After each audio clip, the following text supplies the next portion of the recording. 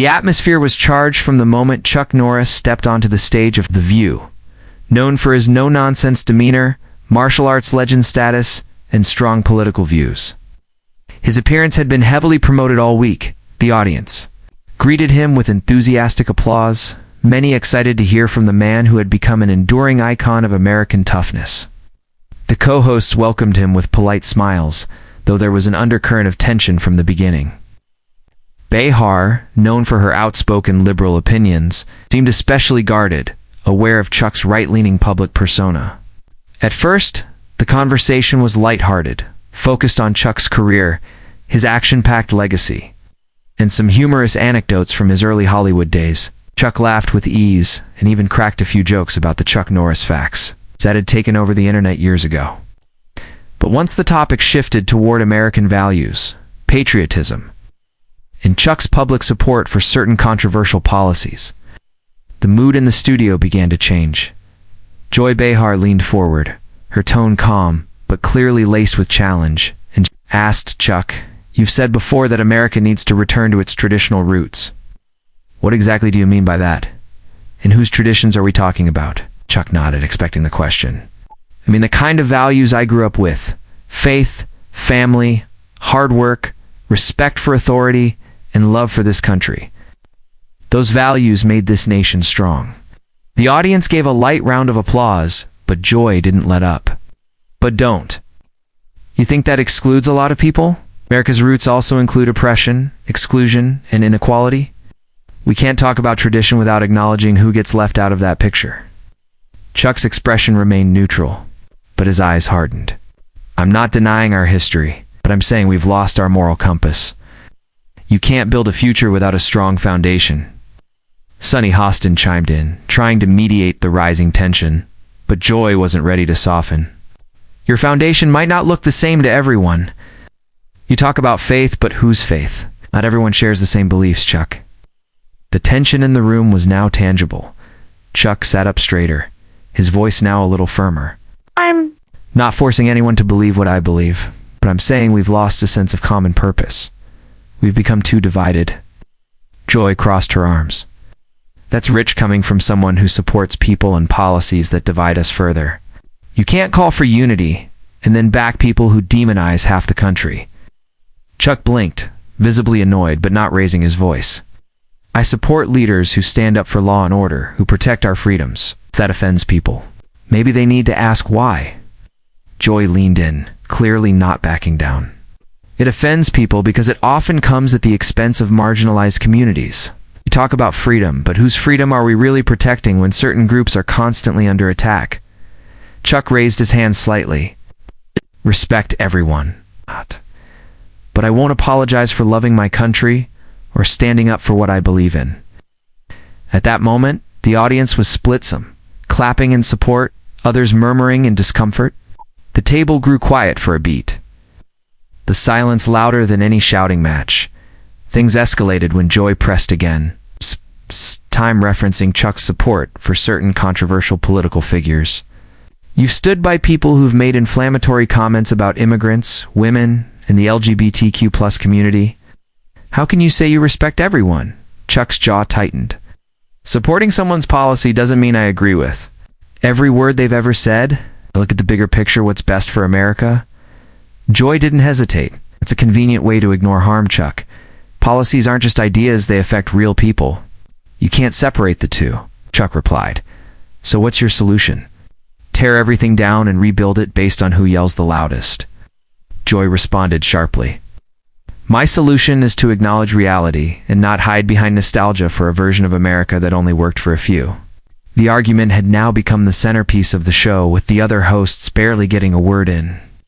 Whoopi Goldberg tried to intervene, suggesting they move on to another topic, but neither Chuck nor Joy was ready to step back. The tension crackled like electricity. Chuck finally said, "You know what? I didn't come here to be lectured," Joy fired back. "And I didn't sign up to let guests off the hook when they spread dangerous rhetoric." At this point, the atmosphere had completely shifted. What began as an interview had turned into a battlefield of clashing ideologies. Chuck took off his earpiece, placing it firmly on the table. "I came here in good faith, but I can see that's not being returned." Joy rolled her eyes, saying, "Oh, please, spare us the martyr act," the audience gasped. Sarah N. looked visibly uncomfortable while Alyssa Farah Griffin kept glancing at the producers off camera. Whoopi, always the veteran peacemaker when things spun out of control, said, "All right, everyone take a breath." But Chuck stood up. "No need to sit here and be insulted for having an opinion." The crowd murmured as the camera awkwardly zoomed out, capturing Chuck as he nodded toward the hosts and began to walk off stage. Joy called out, "If you can't handle being challenged, maybe this isn't the platform for you." As Chuck walked off the set, the producers quickly cut to a commercial. When the show returned, Joy offered no apology. "We ask questions here. That's what The View is about." The audience remained unsettled. Chuck's departure became instant viral news. Headlines screamed, "Chuck Norris walks off live interview." And Joy Behar versus Chuck, daytime TV showdown. Social media lit up with users fiercely debating who was right. Some claimed Chuck had been disrespected and ambushed, while others applauded Joy for holding him accountable. Twitter became a war zone of opinions, memes, and hot takes. Hashtags like Chuck storms off and View brawl trended for hours. Analysts on both sides of the political spectrum weighed in. Conservative commentators argued that Chuck had been set up by a hostile liberal panel.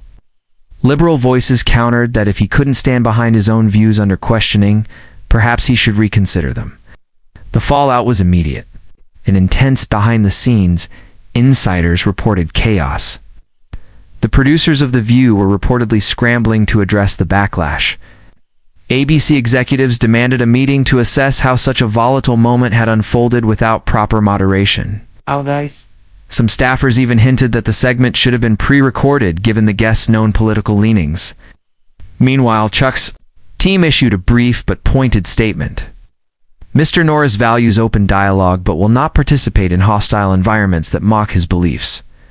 Joy Behar, unshaken, addressed the controversy on her personal social media.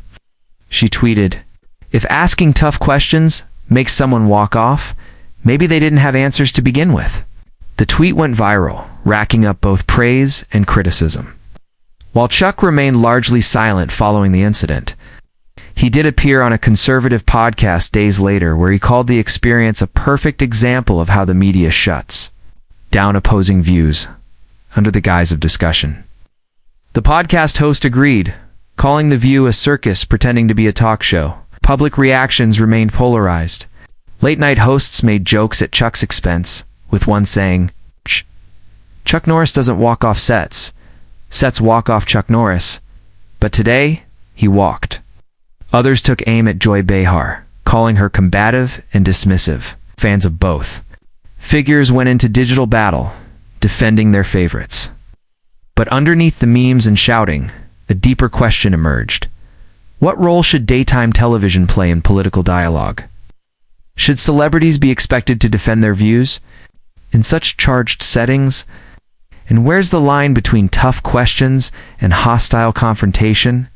Media ethicists weighed in, saying the show had an obligation to allow guests to speak without ridicule, but also applauded the hosts for not letting public figures off the hook. It was, in many ways, a collision between the old-school Hollywood, strongman and modern, socially conscious media, reflection of America's ongoing ideological tug-of-war.